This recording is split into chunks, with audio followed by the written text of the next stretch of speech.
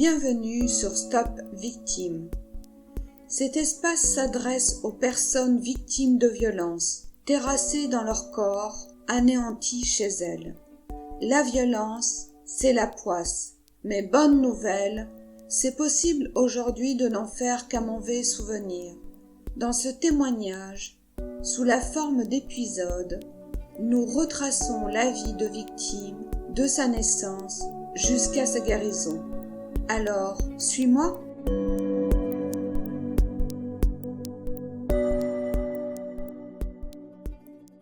Épisode 2. La naissance de Victime. Victime est une petite fille de 3-4 ans. On dirait un ange avec ses longs cheveux dorés et ses grands yeux bleus. Cette petite fille adore ces moments lorsque ses parents l'emmènent voir la famille de son père à la campagne. C'est une famille nombreuse, elle a plein de cousins et de cousines, et elle adore la nature qui lui rappelle quand elle était toute petite. Ce jour-là, la petite fille a obtenu le droit de partir avec sa grande sœur et ses cousines jouer à l'aire de jeu qu'un villageois a installé dans sa cour. Il fait beau, elles sont heureuses de pouvoir se balancer, glisser sur le toboggan et tourner sur les autres jeux d'enfants. Elles s'amusent bien. Puis, le silence s'installe et tous les jeux s'arrêtent. Plus de rire, plus de cris de joie. Elle sent la peur s'installer dans le groupe et elle prend peur à son tour. Elle cherche du regard sa grande sœur qu'elle ne voit plus. La petite fille cherche à savoir ce qui se passe et questionne les autres. Il se passe un certain temps et il lui semble revoir sa sœur au loin. Puis, elle sursaute lorsqu'elle sent quelque chose sur son épaule. Son sang ne fait qu'un tour et se glace. Le propriétaire des lieux s'est avancé par derrière elle et a posé la main sur son épaule. Maintenant, il l'entraîne vers sa maison. La petite fille cherche du soutien autour d'elle, mais elle voit sa grande sœur et ses cousines partir en courant et la laisser seule. La petite fille est de plus en plus effrayée. Son cœur se met à battre fort, elle a le souffle coupé. Elle se sent en grand danger. Elle comprend son savoir. Elle se met à hurler et à se débattre pour ne pas entrer dans la maison. Elle résiste tellement que ce grand monsieur la relâche. A-t-il craint que quelqu'un ne vienne alerté par les cris? Il a tout de même pris le temps de mettre sa main dans la culotte de la petite fille. 3 petits points. Libérée, la petite fille s'enfuit sans se retourner. Elle est terrifiée et désorientée. Elle ne sait même pas si le chemin qu'elle est en train d'emprunter est le bon. Mais elle ne s'arrête pas. D'habitude, elle peut compter sur les autres. Il faut courir le plus vite possible, avec la peur qui la tenaille, le souffle qui lui manque. Et si ce grand monsieur la retrouve? Le chemin lui paraît interminable. Au bout d'un temps trop long, elle arrive devant la maison. Quel soulagement! Elle ne s'est pas trompée et elle se sent sauvée. Elle monte l'escalier qui mène à la pièce de vie et elle se rend compte que tout le monde est là, tranquillement assis autour de la grande table en bois. Tout le monde, et personne n'a l'air de se soucier de son absence. La petite fille est blanche comme un linge, et très essoufflée. Cela interpelle l'assemblée. On lui demande ce qui lui arrive. La petite fille raconte avec ses mots, et on lui répond. « Non mais ça va pas. Tu sais pas quoi inventer. Tu mens. » Ces mots résonnent en elle. Elle ne sait pas qui les a prononcés, mais personne ne contredit. Plus aucun mot ne sort de sa bouche. Elle se fait toute petite et voudrait disparaître. Elle ne pourra jamais oublier ce qui s'est passé ce jour-là, et elle ne pourra jamais oublier ces mots. À cet instant, elle se dit que jamais, plus jamais elle ne pourra faire confiance à ses parents. Sa vie de petite fille s'arrête là. Elle se mure dans le silence. Pour passer le temps, elle se met à dessiner et à colorier. Elle ne sort que lorsque sa mère lui demande d'aller dehors. Sans doute parce qu'il aurait préféré plus Le grand monsieur se met à rendre visite à sa mère les jours où son père travaille et qu'elle n'a pas école. Comme pour mieux nier l'existence de ce qui s'est passé, sa mère vient la chercher dans sa chambre et lui demande de venir dire bonjour.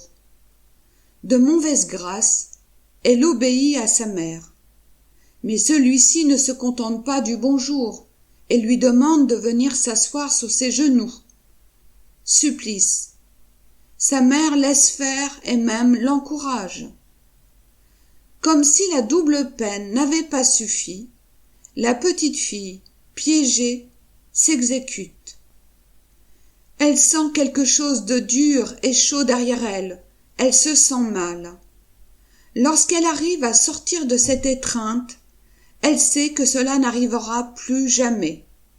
Les fois d'après, elle s'enferme à clé dans sa chambre ou dans la salle de bain qui lui paraît plus sûre et ne répond pas à sa mère. Le souffle bloqué, elle reste le temps du café en apnée.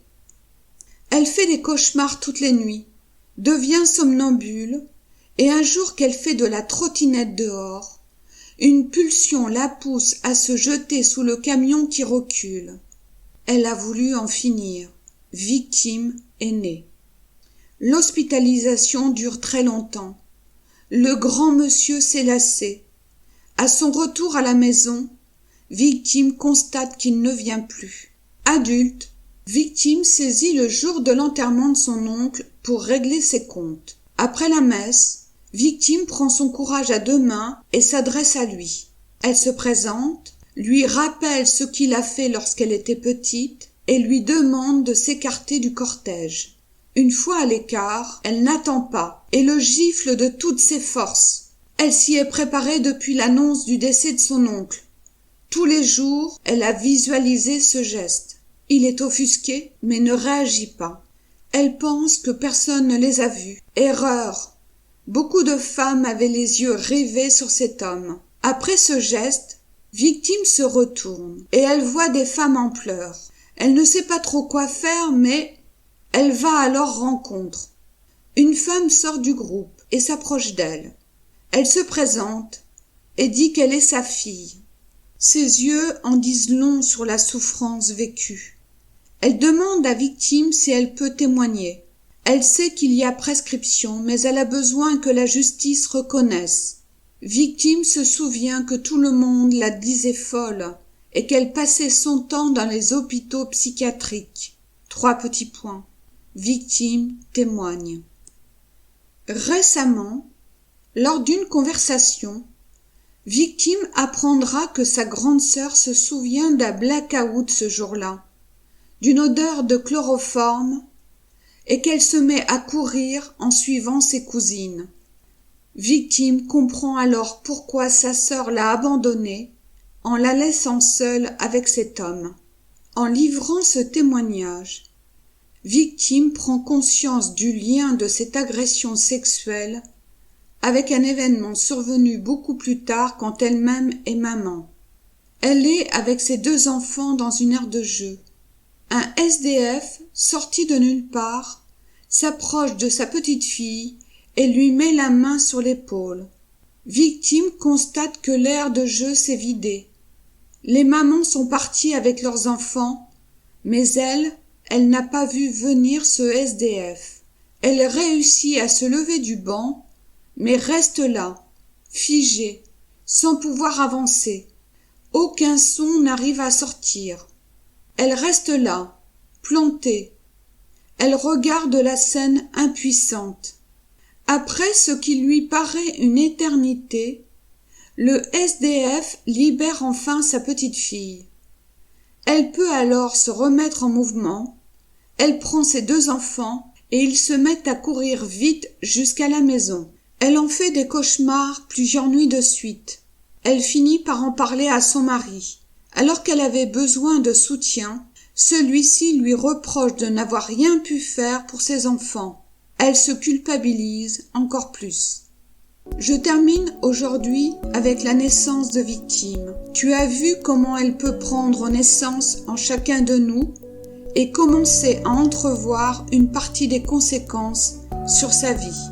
Dans les prochains épisodes, je vais continuer à te raconter le contexte de vie de victime et les autres événements subis. Je vais te laisser du temps et si ça résonne en toi, reviens vers moi. Imagine comme un long didgeridoo raccordant ta bouche à mon oreille. Souffle-moi ton histoire. Je suis à ton écoute. S'il t'est toi aussi arrivé la même chose que cette personne, ton témoignage est précieux. Cela pourra peut-être l'aider. Ici, pas de blablabla. Ici, pas besoin d'avoir une belle voix pour dire la vérité. Pas besoin de maquillage pour se présenter. Pas besoin non plus de sortir de chez toi. Tu peux tout simplement écrire à l'adresse mail indiquée ci-dessous. Si le V de victime, tu veux en faire le V de victoire, tu es bienvenu. Abonne-toi et envoie-moi ton témoignage. Merci pour ton écoute et ton partage.